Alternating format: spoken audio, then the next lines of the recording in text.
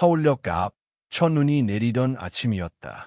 사람들로 가득 찬 출근길, 회색 코트 자락이 바람에 흩날렸다.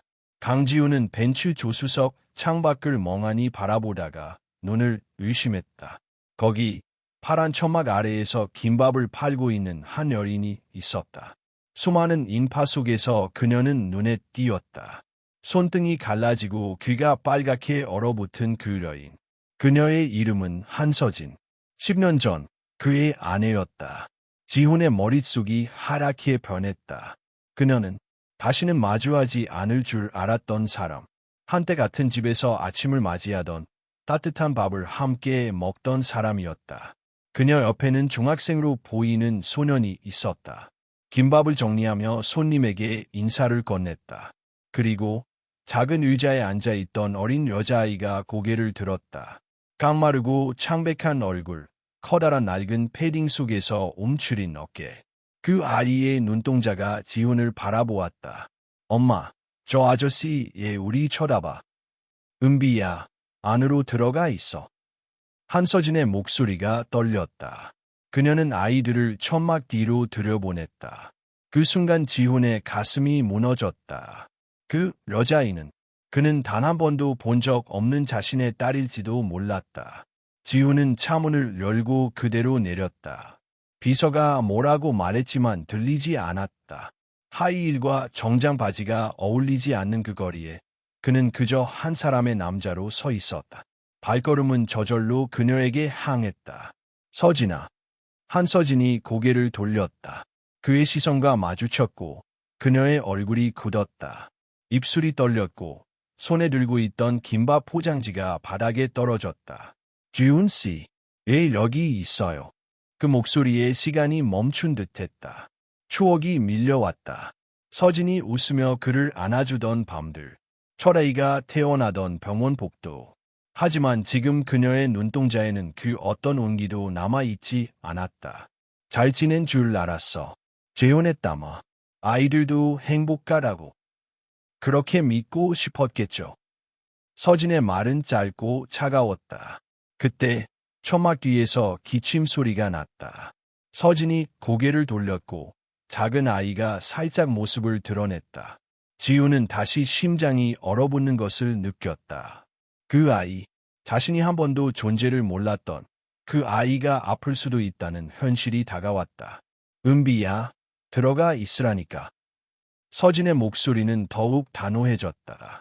아이들이 사라지자 그녀는 지훈을 똑바로 바라보았다. 애 왔어요. 10년이에요. 지금 와서 뭐 하러 나타났죠? 지훈은 아무 말도 할 수 없었다. 그는 몰랐다. 그녀가 이렇게 살고 있다는 걸. 두 아이를 혼자서 키우고 있다는 걸. 심지어 아이 하나는 병든 몸으로 하루하루를 버티고 있다는 사실조차도. 미안해. 정말 미안해, 서진아. 하지만 그의 말은 허공에 흩어졌다. 서진은 다시 김밥을 말기 시작했다. 갈라진 손으로, 퉁퉁 부은 손가락으로 그녀는 다시 일상으로 돌아갔다. 지훈은 그 자리에 서 있었다. 눈이 흩날리는 아침, 수천 명의 사람들이 지나가고 있었지만 그는 단 한 사람만을 바라보고 있었다. 그리고 처음으로 깨달았다. 성공이라는 이름 아래 그는 무엇을 잃어버렸는지를.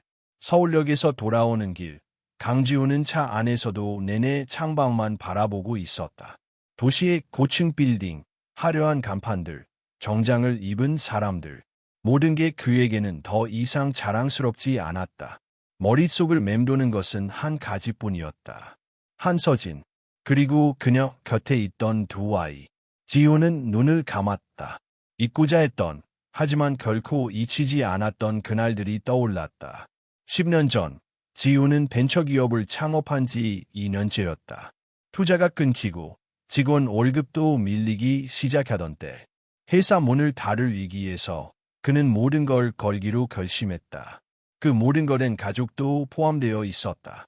지훈 씨, 우리 둘째 가져서 병원 다녀왔어요. 서진의 목소리는 기쁨과 걱정이 섞여 있었다. 하지만 지훈은 그날 투자 미팅에서 쫓겨난 뒤였다. 마주한 아내의 눈빛이 부담스러웠다. 지금이 좋은 타이밍일까? 우리한텐 타이밍이 중요한 게 아니잖아요. 같이 있으면 뭐든 견딜 수 있다고 했잖아요. 서진의 말에 지우는 침묵했다. 사랑했다. 정말 사랑했었다. 하지만 현실은 감정을 무디게 만들었다. 며칠 뒤 그는 결심을 밝혔다. 회사를 살리기 위해 해외 투자처를 찾아 싱가포르로 떠나기로 했다는 말. 임신 중인 아내를 두고 떠나는 건 무책임하다는 걸 알았지만 그땐 지금 아니면 끝이라는 생각뿐이었다. 내가 이 기회를 놓치면 우리 셋 다 평생 고생할 거야. 그럼 그 기회 안에서 나는 어디에 있어요? 서진의 눈동자엔 슬픔이 번졌다. 결국 그는 떠났다. 공항에서 마지막으로 그녀의 등을 바라보며 언젠간 이 선택이 옳았다는 걸 증명할 수 있을 거야라고 스스로를 위로했다. 시간은 빠르게 흘렀다. 지훈의 회사는 기적처럼 살아났고 그는 투자금을 유치하고 직원 수를 늘리고 언론의 주목을 받았다. 그가 가는 길엔 늘 박수가 따랐다. 하지만 그 박수 속엔 한 사람의 목소리가 없었다. 처음 몇 달 동안은 연락을 시도했었다. 그러나 서진은 그의 전화를 받지 않았고 문자에도 답하지 않았다. 지훈은 서서히 체념했다. 마침 그 무렵 투자자 소개로 만난 유승아가 그의 곁을 지켰다. 지훈 오빠, 미련 갖지 마요. 그 여자 벌써 재혼했대요. 애도 잘 키우고 있대요. 승아의 말은 달콤한 마취제처럼 그를 안심시켰다. 지훈은 스스로에게 말했다. 그래, 잘 살고 있다면 된 거야. 내가 도운 거나 다름없지. 하지만 지금 서울역에서의 그 짧은 순간은 10년의 모든 자기 합리화를 산산이 부수어버렸다. 그녀는 결코 재혼하지 않았고 아이들과 함께 그 추운 거리에서 김밥을 팔고 있었다. 그리고 지우는 그 아이들의 아버지였다. 그 사실을 그는 이제야 처음 직면한 것이다. 그날 밤 지우는 침대에 누웠지만 눈을 감을 수 없었다. 호화로운 아파트의 천장은 더 이상 안락하지 않았다. 그는 휴대폰을 꺼내 옛날 사진을 뒤적였다. 서진과 함께 웃고 있는 사진, 철아이의 발도장, 서툰 글씨로 아빠라고 적힌 그림. 그 순간 알림이 하나 떴다. 메일함 깊숙이 들어있던 열어보지 않은 편지 하나. 보낸 사람, hen저진 1985 골뱅이. 제목, 부탁이에요. 한 번만 읽어주세요.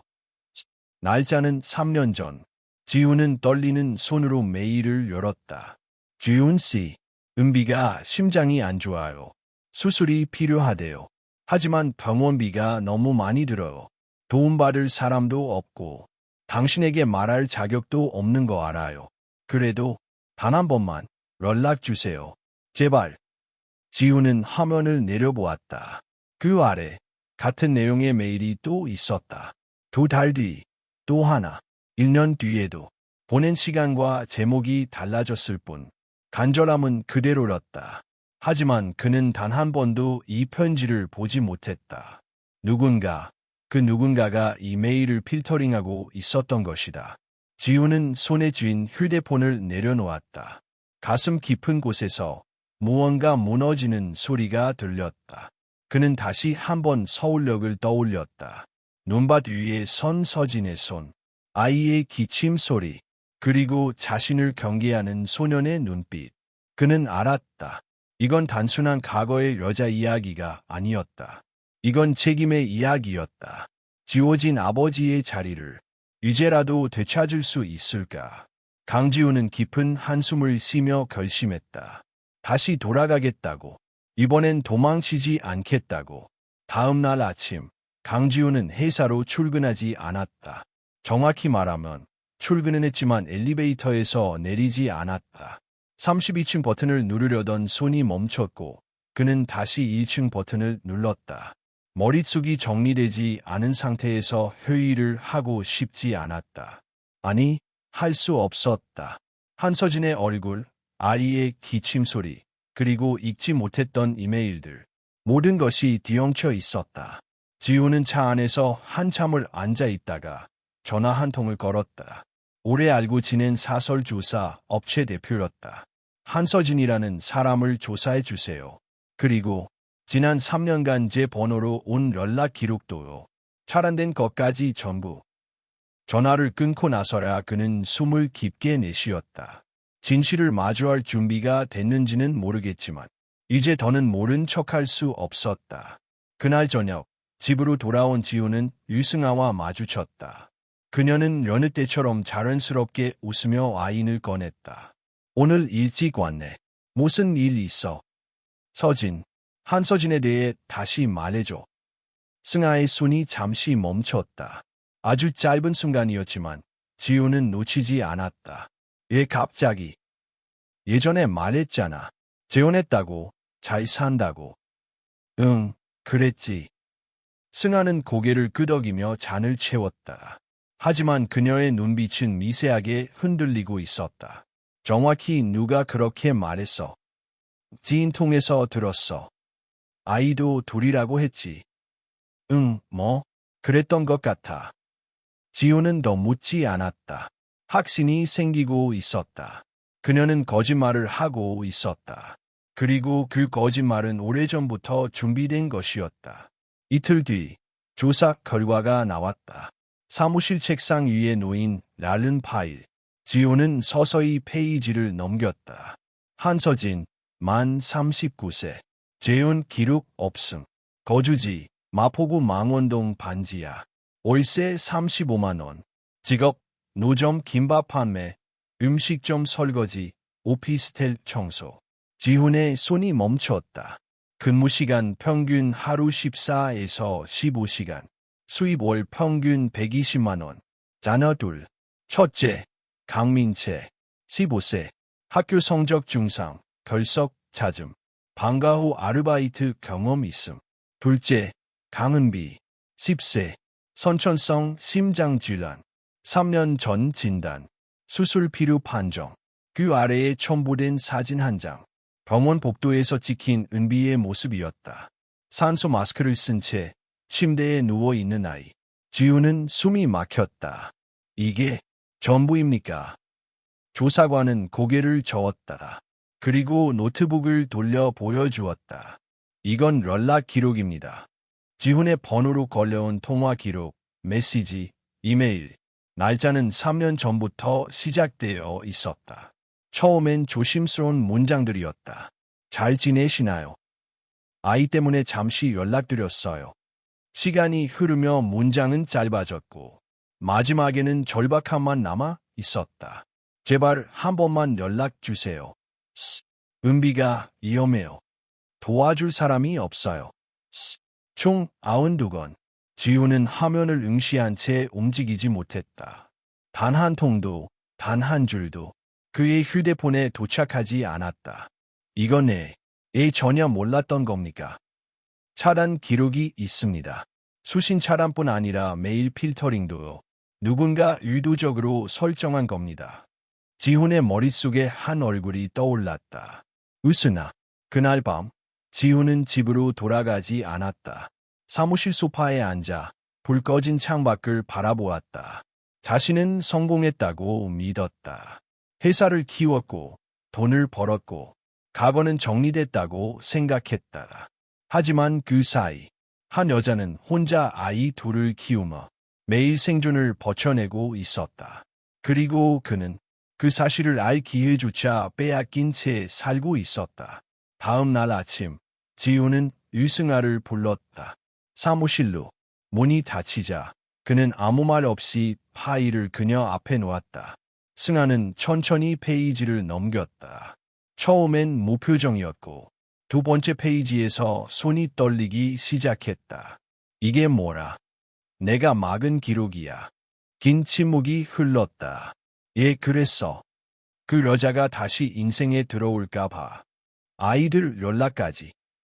당신이 흔들릴까 봐. 지훈은 웃지도 소리치지도 않았다. 그저 낮은 목소리로 말했다. 그 아이, 아프다. 와라. 알면서도. 그건 내 아이가 아니잖아. 그 말에 지훈의 시선이 천천히 들렸다. 차갑게 식은 눈이었다. 그럼 더 막아도 됐다는 거야. 승아는 아무 말도 하지 못했다. 지우는 자리에서 일어났다. 그리고 말했다. 끝이야. 지훈 오빠. 나가. 문이 닫히는 소리가 유난히 크게 들렸다. 그날 밤, 지우는 다시 서울역 근처를 찾았다. 한서진이 김밥을 팔던 그 자리. 이미 천막은 접혀 있었고, 바닥엔 눈과 물이 섞여 있었다. 그는 한참을 서 있었다. 그리고 처음으로 자신이 얼마나 늦었는지를 인정했다. 하지만 동시에 아직 끝이 아니라는 생각도 들었다. 이제 그는 알고 있었다. 모든 진실을. 그리고 다음 선택은 도망칠 수 없다는 것도. 늦은 오후, 지우는 마포구 망원동의 좁은 골목에 서 있었다. 차에서 내린 순간 겨울의 공기가 뺨을 때렸다. 낡은 반지하 주택들 사이로 햇살이 스며들었지만 그 빛은 따뜻하지 않았다. 그는 손에 쥔 메모지를 다시 펼쳐보았다. 주소는 정확했다. 망원로 16길, 작은 철문과 녹슨 초인종이 있는 집. 그곳에 서진과 아이들이 살고 있었다. 문 앞에 섰을 때 지우는 한참을 망설였다. 배를 누를까? 아니면 그냥 돌아설까? 하지만 이번엔 돌아서지 않기로 했다. 띵동. 초인종 소리가 작게 울렸다. 한참을 기다려도 아무 반응이 없었다. 다시 한번 눌렀다. 그리고 세 번째. 문 안쪽에서 인기척이 들렸다. 잠시 후 철문이 삐걱이며 열렸다. 문 사이로 고등학생쯤 되어 보이는 소년이 고개를 내밀었다. 누구세요? 지훈은 떨리는 목소리로 말했다. 강지훈이야. 네, 아버지다. 소년의 눈빛이 차갑게 굳었다. 표정엔 놀라움보다 분노가 먼저 깃들었다. 아버지요. 웃기지 마요. 그런 사람 우린 없어요. 지훈은 침을 꿀꺽 삼켰다. 민채, 맞지? 아빠가 많이 늦었지. 그래도 너희 얼굴 한 번만 보러 왔어.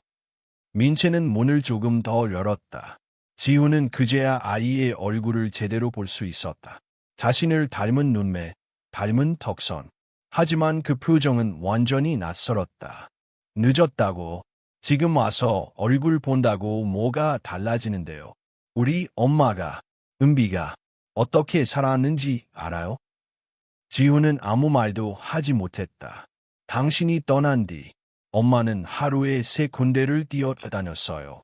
새벽에 김밥, 점심엔 설거지, 밤엔 청소. 겨울엔 동상 걸려서 손도 제대로 못 폈고 여름엔 쓰러져서 병원 간 적도 있어요. 민채의 목소리가 점점 떨렸다. 그는 분노와 동시에 무언가를 억누르고 있었다. 근데 당신은 뭐 했어요? 그 긴 시간 동안 한 번도 찾아오지 않았잖아요. 지훈은 작게 고개를 숙였다. 몰랐어. 정말 몰랐어. 그런 줄 알았으면 이렇게까지. 몰랐다고. 민채가 문을 완전히 열었다. 그의 눈에는 눈물이 맺혀 있었다. 당신이 몰랐다는 게 우리한텐 아무 의미도 없어요. 잠시 후 서진의 목소리가 들려왔다. 민채야, 누구야? 서진이 나왔다. 지훈을 본 순간 그녀의 얼굴이 굳었다. 지훈 씨, 왜 여기 왔어요? 미안해. 정말 미안해. 서진아. 이젠 다 알아. 그동안 내가 얼마나 힘들었는지, 애들이 어떤 상황에 있는지 그동안 몰라서. 정말. 그만해요. 서진은 그의 말을 끊었다. 그 몰랐다는 말. 그거 먼제부 아니에요. 그녀는 민채를 감싸듯 앞으로 나섰다. 우리 애들이 어떤 표정으로 자라왔는지 알아요. 밤마다 은비가 숨 못 쉬어서 병원 갔을 때 민채가 엄마 옆에서 아무 말도 못하고 울기만 했어요. 서진아, 도와주고 싶어. 늦었지만 지금부터라도 뭐. 이제 와서 아버지 흉내낼 수 있을 거라고 생각해요. 지훈은 고개를 들었다. 그녀의 말이 모두 맞다는 걸 알고 있었다. 하지만 이번엔 물러서지 않기로 했다. 그래, 흉내일지도 몰라. 하지만 아이들이 나를 원하든 안 하든 이제라도 옆에 있고 싶어. 서진은 잠시 말이 없었다. 그 침묵 속에서 민채의 숨소리만 들렸다. 당신이 여기 계속 있으면 애들이 더 힘들어질 거예요. 그 말은 분명한 거절이었다. 지우는 조용히 고개를 끄덕였다. 그래도 내가 여기 왔다는 건 알아줬으면 좋겠어. 그는 돌아섰다. 계단을 내려오며 다시 한번 집을 바라보았다. 작고 오래된 철문, 그 너머에 있는 삶. 그 문은 오늘은 닫혔지만 그가 절대로 포기하지 않을 것임을 마음속에 새겼다. 그날 밤, 지우는 메모장에 한 줄을 적었다. 다시 시작하자. 다치게 했던 만큼 끝까지 책임지자. 매서운 겨울 바람이 거리를 휘감던 밤이었다. 지우는 차 안에서 반쯤 식은 커피를 손에 들고 서진의 집 근처에 주차한 채 창밖을 응시하고 있었다. 그는 며칠째 같은 장소에서 집을 바라보는 것으로 하루를 끝냈다. 아직 집 안으로 들어갈 자격은 없다고 생각했지만 멀리서라도 그들의 삶을 확인하고 싶었다. 그날 저녁 무언가 이상한 기척이 느껴졌다. 갑작스러운 불빛과 함께 좁은 골목 안으로 구급차가 들어왔다. 지우는 곧바로 차에서 내렸다. 서진의 집 앞에서 정차한 구급차. 문이 열리고 안에서 민채가 허겁지겁 나왔다. 엄마, 은비 숨 못 쉬어. 빨리요. 지우는 본능적으로 달려갔다.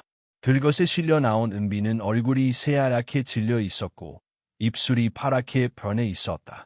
서진이 떨리는 손으로 아이의 손을 붙잡고 있었다. 지훈 씨.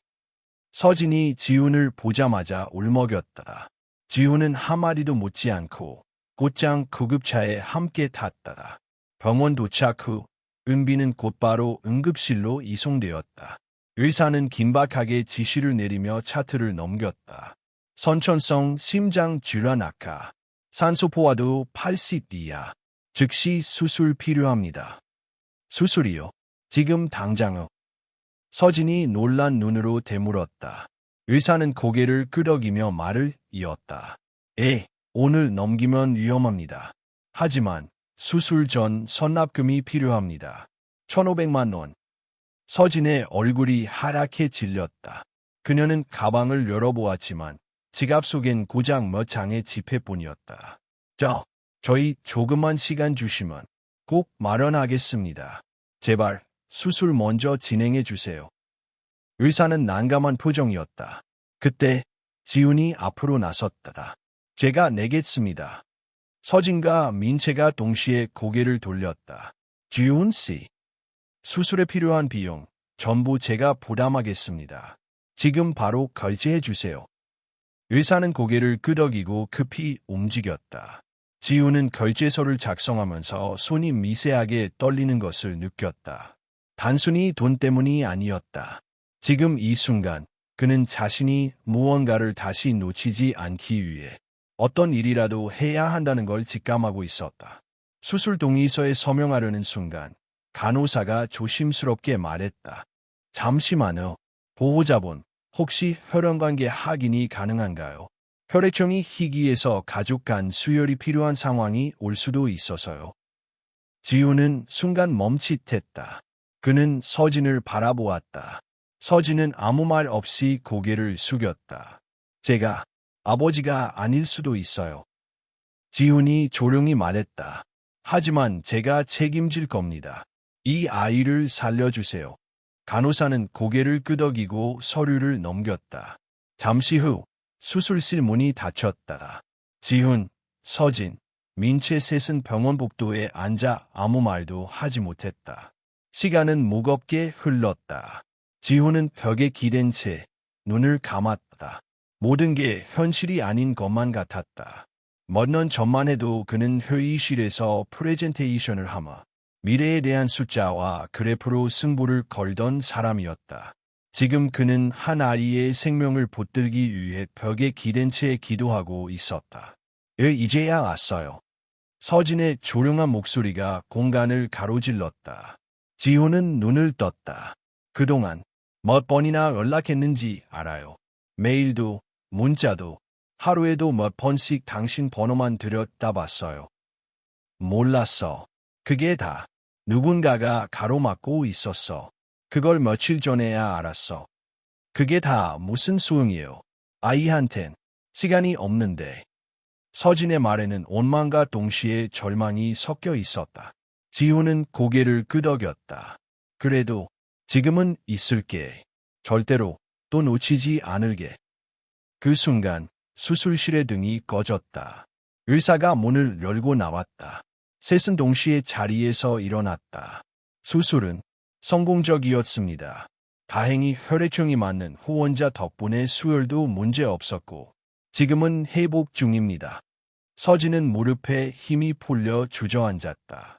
민채가 엄마를 부축했고 지훈은 벽에 손을 짚고 고개를 숙였다. 그 순간만큼은 아무 말도 필요하지 않았다. 단지 은비가 살아있다는 사실 하나로 모든 것이 충분했다. 병실 창문 너머로 새벽빛이 번지고 있었다. 은비는 중환자실에서 일반 병실로 옮겨졌고 여전히 깊은 잠에 빠져 있었다. 그 조그마한 가슴이 규칙적으로 오르내리는 것을 보는 것만으로도 서진은 몇 날 며칠을 버틸 수 있을 것 같았다. 지훈은 한쪽 의자에 앉아 조용히 그녀를 지켜보았다. 아이의 머리맡에는 민채가 색종이로 접은 작은 학을 놓아두었고 서진은 아이의 손등을 살며시 쓰다듬고 있었다. 지훈은 말없이 그들을 바라보다가 입을 열었다. 은기, 정말 괜찮아진 거라. 서진이 고개를 끄덕였다. 응, 의사 말로는 수술 잘 됐고 회복도 빠르대. 며칠 안에 퇴원할 수 있을 거라고 했어. 지훈은 안도의 한숨을 내쉬며 몸을 기대었다. 하지만 마음 한켠에 남아있는 질문 하나가 계속 그의 가슴을 찌르고 있었다. 서진아, 나 물어봐도 될까? 서진은 천천히 그를 바라보았다. 은기, 내 딸 아니야. 순간 병실 안의 공기가 무겁게 가라앉았다. 지훈의 목소리는 차분했지만 그 안에는 수없이 억눌린 감정이 섞여 있었다. 서진은 입술을 깎게 물었다. 잠시 눈을 감고 숨을 고른 뒤 조용히 고개를 끄덕였다. 응, 은비는 지훈 씨 아이가 아니야. 지훈은 고개를 숙였다. 예상하고 있었지만 막상 들으니 심장이 쿵하고 내려앉았다. 그럼 언제? 누구? 지훈 씨 떠나고 몇 달 뒤였어. 그때 난 정말 너무 무너졌고 아무것도 없었어. 직세도 밀렸고 배는 불러오고 하루하루가 지옥이었어. 그녀는 먼 곳을 바라보며 말을 이었다. 어느 날 아는 사람 통해서 음식점 아르바이트를 했는데 거기 사장이었어. 술자리에서 실수였어. 그 사람은 금방 떠났고 연락도 끊겼어. 난 임신 사실을 알았을 때 이미 감정적으로 너무 망가져 있었고 그 애를 버릴 수 없었어. 지훈은 아무 말 없이 그녀의 말을 들었다. 정죄도 동정도 없이. 처음엔 당신한테 말할 생각도 했어. 하지만 무슨 말을 해야 할지 몰랐고 당신은 이미 성공의 길로 가고 있었고 난 더 이상 당신 인생의 짐이 되고 싶지 않았어. 지훈은 서진의 손등을 바라보았다. 그 손에는 수없이 갈라진 흔적들이 남아 있었다. 그런데도 얘 날 찾았어. 얘 나한테 도움을 청한 거라. 서진은 잠시 침묵했다가 대답했다. 나도 모르겠어. 어쩌면 마지막 희망이었을지도 몰라. 그래도 당신은 은비의 오빠의 아빠니까. 그리고 예전엔 나한테 전부였으니까. 지훈의 눈가가 젖어들었다. 은비가 내 딸이 아니라는 건 충격이야. 솔직히 말하면 아직도 혼란스러워. 하지만 그 아이를 처음 본 순간부터 이상하게 끌렸어. 그 조그만 손이 날 붙잡을 때 내가 얘 이렇게 늦게 왔는지 후회밖에 안 들었어. 지훈은 고개를 들고 서진을 똑바로 바라보았다. 은비가 누구의 아이든 이제부터는 내가 책임질게. 그 아이가 나를 아빠라고 부르지 않아도 괜찮아. 그저 내가 아빠가 되고 싶어. 서진의 눈시울이 붉어졌다. 정말 그렇게 할 수 있어. 할 수 있어. 그리고 할 거야. 그 순간 은비가 살짝 움직였다.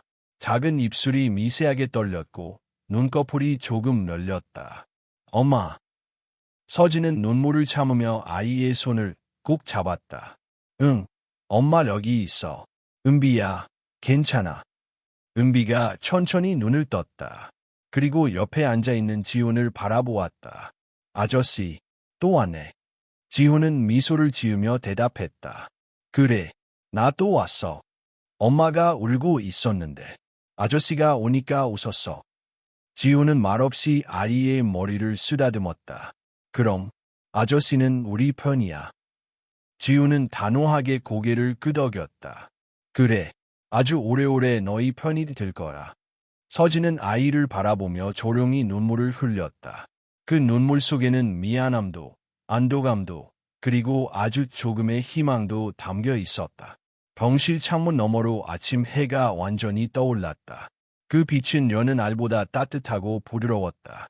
은비의 회복은 생각보다 빠르게 진행되었다.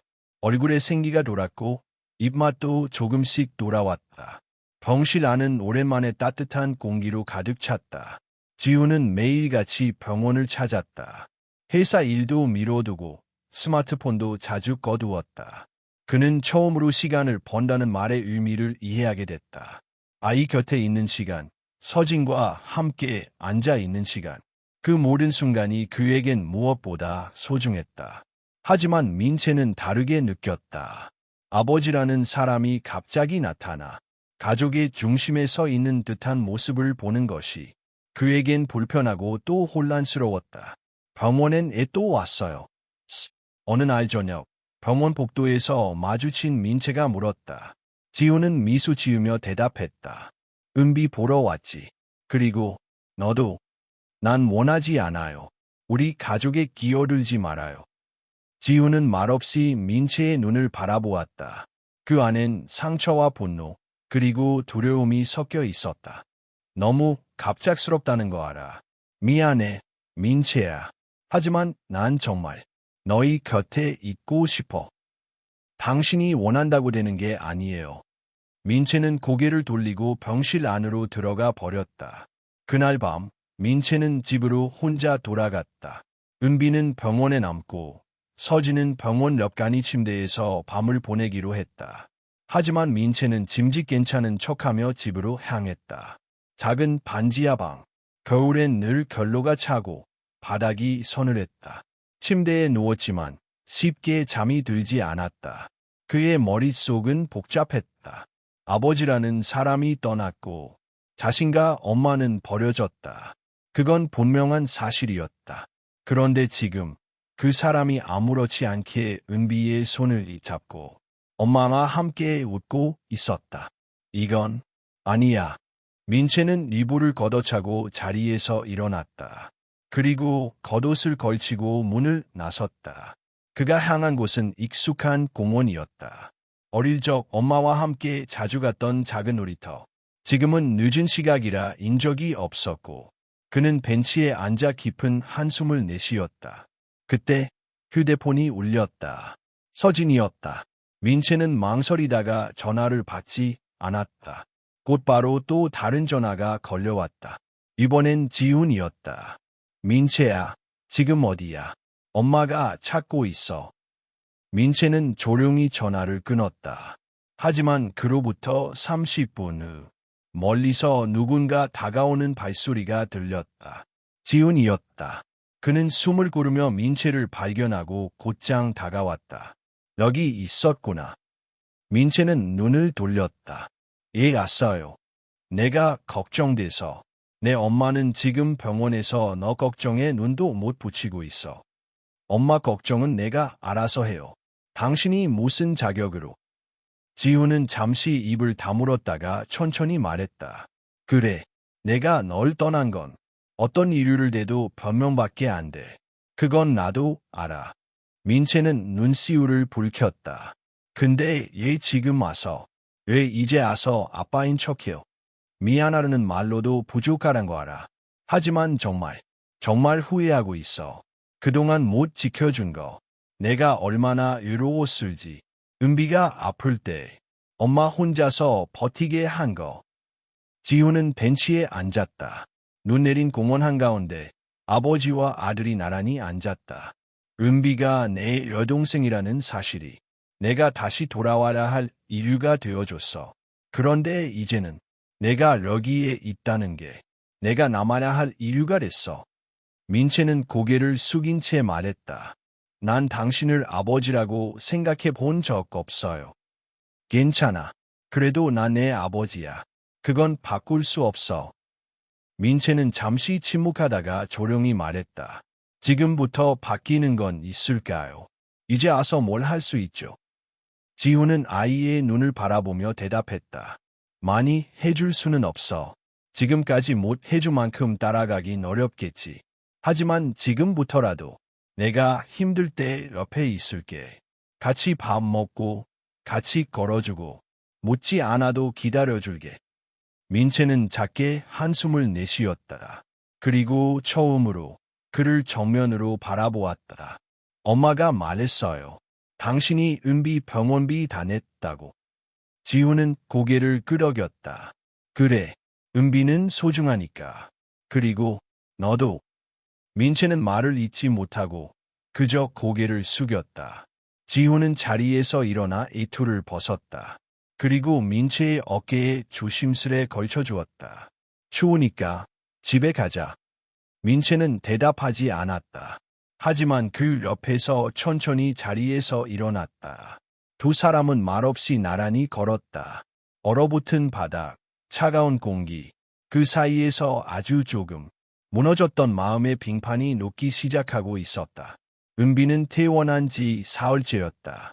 병원에서는 수술 경과가 좋아 일주일간 자택 요양을 권했고 서진은 모든 일정을 멈추고 아이 곁을 지키기로 했다. 반지하 집거실은 좁았지만 그 안에서의 공기는 달라져 있었다. 민채는 학교가 끝나면 곧장 집으로 왔고 지우는 매일 저녁 장을 보고 들렀다. 처음엔 서진이 그를 말렸지만 지우는 조용히 웃으며 식재료 봉투를 내려놓고 갔다. 당신이 너무 무리하는 것 같아서 그래요. 서진의 말에 지우는 고개를 저었다. 이건 무리가 아니야. 이렇게라도 해야 마음이 놀아. 그들의 관계는 여전히 어색했고 말에는 거리감이 있었지만 조용히 스며드는 변화가 있었고 그 변화는 아이들에게 먼저 감지되었다. 아저씨 오늘도 오지? 은비는 누워 있다가 물었다. 응, 오실 거야. 서진이 대답했다. 그럼 김치찌개 또 해달라고 해야지. 은비는 작게 웃었다. 그 웃음은 서진에게 가장 큰 보상이었지만 동시에 가장 큰 짐이기도 했다. 아이 앞에선 늘 웃어야 했고 아무리 힘들어도 괜찮은 척해야 했다. 그런 날들이 열해가 넘게 이어졌다. 그날 저녁 지우는 평소보다 조금 늦게 도착했다. 서진은 아이들을 재우고 작은 세탁기를 돌리고 있었다. 작은 공간에 습기가 차고 머리가 아찔할 정도로 피로가 몰려왔다. 지우는 조용히 문을 열고 들어왔다. 늦었네. 미안. 괜찮아요. 애들 다 자요.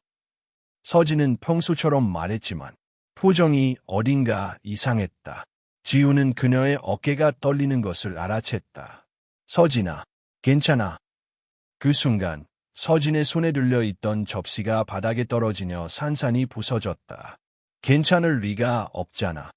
서진이 처음으로 목소리를 높였다. 그녀의 눈이 붉게 충혈돼 있었고 손은 심하게 떨리고 있었다. 열해 동안 내가 뭘 견디며 살았는지 알아. 매일 새벽에 나가서 밤늦게 돌아오고 아이들 밥 챙기고 숙제 봐주고 병원 가고 카드 돌려막고 그러면서도 애들 앞에서는 한 번도 울지 않았어. 지우는 말을 잊지 못했다. 당신이 돌아와서 내가 지금 무슨 생각 드는지 알아.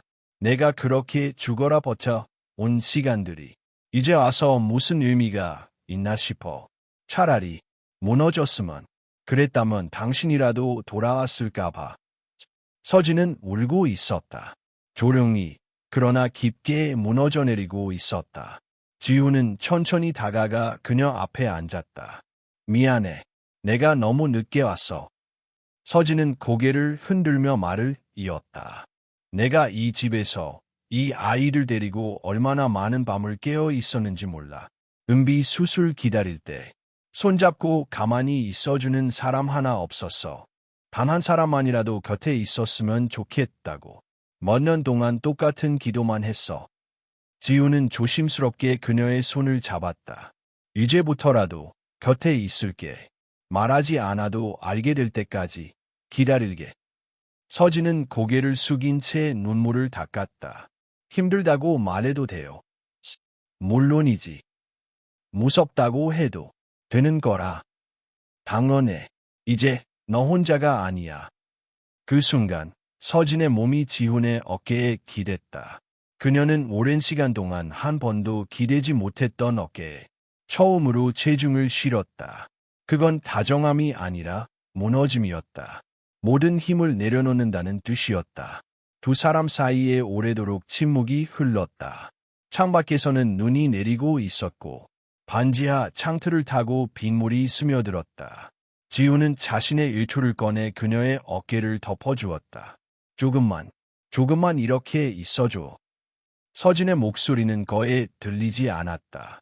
그래, 아무 말도 안 할게. 그냥 옆에 있을게.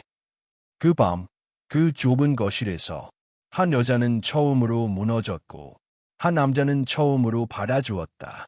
그것은 끝이 아닌 시작이었다.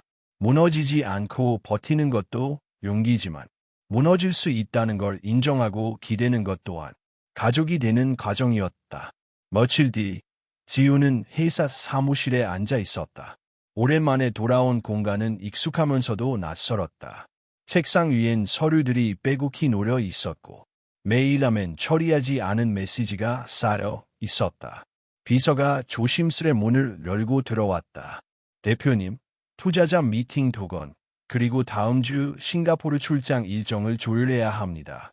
그리고 유 이사님께서 오후에 따로 이야기 나누고 싶다고 하십니다. 지훈은 잠시 그녀를 바라보다가 고개를 저었다. 오늘 미팅 다 취소해줘요. 출장도요. 비서는 당황한 얼굴이었다. 대표님, 혹시 무슨 문제가 있으신 건가요? 지훈은 조용히 미소를 지었다. 이제부터는 내가 정말 지켜야 할 게 뭔지 알 것 같아서. 비서가 나간 후 그는 자리에서 일어났다.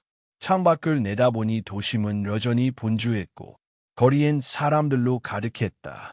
하지만 지훈의 눈엔 그 어떤 장면도 선명하지 않았다. 그는 단 한 사람, 단 하나의 공간만을 생각하고 있었다. 그날 오후 지훈은 이사회를 소집했다. 이사회실엔 임원들과 주요 투자자들이 자리를 잡고 앉아 있었다. 모두 그의 입을 바라보며 침묵하고 있었다. 지훈은 천천히 입을 열었다. 여러분, 오늘 중요한 결정을 말씀드리려 합니다. 저는 오늘부로 대표이사직을 내려놓겠습니다. 회의실은 술렁였다. 한 임원이 손을 들고 물었다. 갑작스럽군요. 개인적인 사정 때문입니까? 네. 회사는 지금 잘 성장하고 있고 앞으로도 여러분의 능력으로 더 커질 수 있다고 믿습니다. 하지만 저는 제가 돌아가야 할 곳을 찾았습니다. 다른 임원이 물었다. 지금 떠난다면 해외 확장권은 어떻게 되는 겁니까?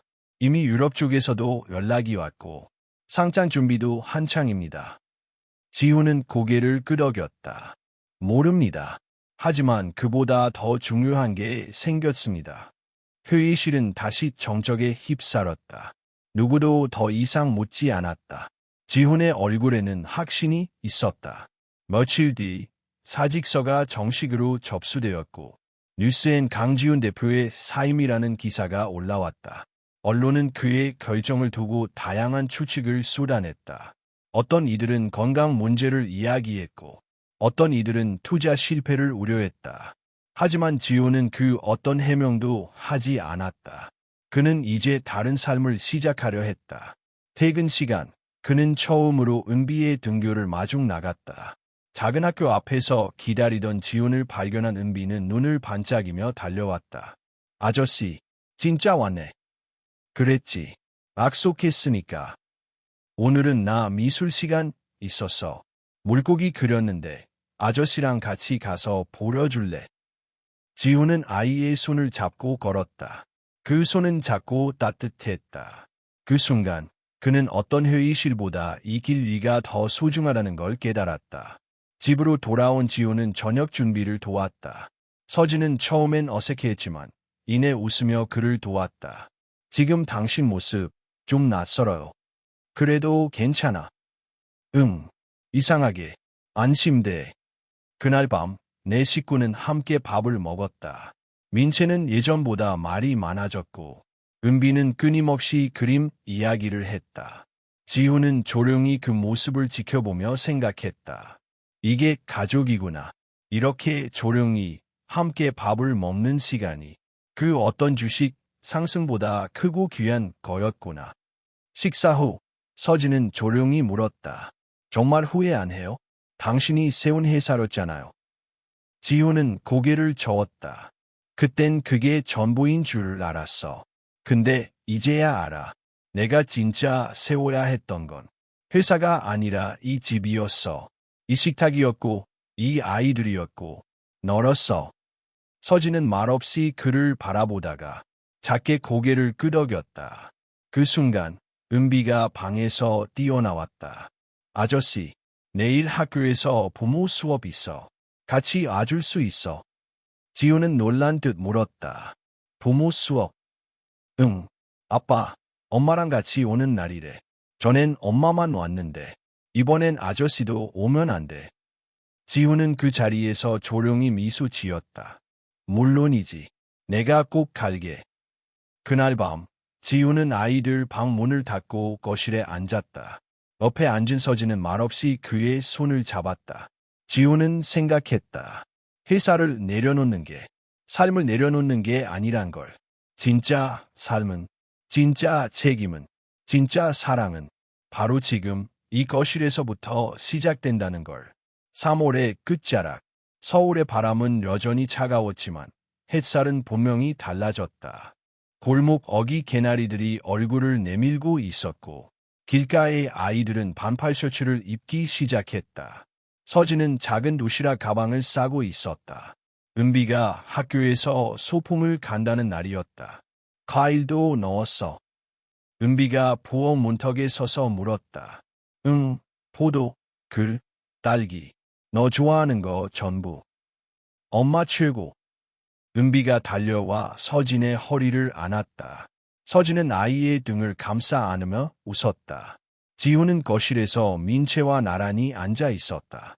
시험 기간이라 책을 펼치고 앉았지만 집중이 잘 되지 않는 듯했다. 아빠, 나 이 문제 모르겠어요. 확률인데 자꾸 꼬려. 지우는 책을 들여다보며 말했다. 확률은 결국 경우의 수싸움이야. 같이 하나씩 따져보자. 민채는 고개를 끄덕이며 따라 적었다. 그의 목소리는 예전보다 부드러워졌고 지훈과의 대화도 자연스러워지고 있었다. 그 순간 은비가 손에 종이 하나를 들고 달려왔다. 아빠, 이거 봐봐. 뭔데? 학교에서 쓴 글이야. 선생님이 칭찬해줬어. 지훈은 종이를 받아 읽기 시작했다. 은비의 글씨로 또박또박 적혀 있었다. 우리 아빠는 아주 늦게 왔다. 하지만 나는 기다리는 걸 잘한다. 아빠는 밥도 같이 먹고 그림도 봐주고 내가 아플 때 손을 꼭 잡아준다. 사람들은 진짜 가족은 피로 이어졌다고 하지만 나는 마음으로 이어진 가족도 있다고 믿는다. 그래서 나는 지금이 참 좋다. 지우는 잠시 말을 잇지 못했다. 종이를 내려다보다가 고개를 들어 아이를 바라보았다. 은비야. 이상해. 아니, 너무 고마워. 그는 은비를 안아 올렸다. 아이의 체온이 품 안 가득 퍼졌다. 그 순간 그는 생각했다. 자신은 잃었던 것이 아니라 이제야 진짜를 찾은 것이라고. 점심시간이 되자 네 식구는 함께 도시락을 싸들고 근처 공원으로 향했다. 은비의 소풍을 가족 모두가 함께 즐기자는 은비의 강력한 요청이었다. 공원에는 봄 기운이 가득했다. 벚꽃은 아직 피지 않았지만 나뭇가지엔 연두빛 새순이 움트고 있었다. 서진은 돗자리를 펴고 도시락을 펼쳤다. 김밥, 계란말이, 잡채, 그리고 따끈한 유자차까지. 아, 이거 잔치네. 지훈이 감탄하자 서진이 웃었다. 당신이 요즘 반찬 사오니까 나도 자극 좀 받았나 봐. 민채는 잡채를 한 입 먹고 말했다. 우리 이렇게 다 같이 밥 먹는 거 처음이에요. 말은 짧았지만 거기엔 진심이 담겨 있었다. 서진이 조용히 고개를 끄덕였고 지우는 그저 웃으며 젓가락을 내려놓았다.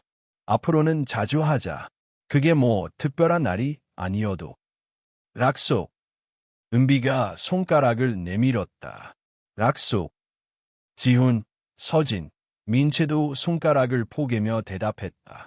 그날 오후 햇살이 공원 가득 퍼지고 지훈은 잠시 가족들을 바라보다가 자리를 비켜 멀리 걸었다.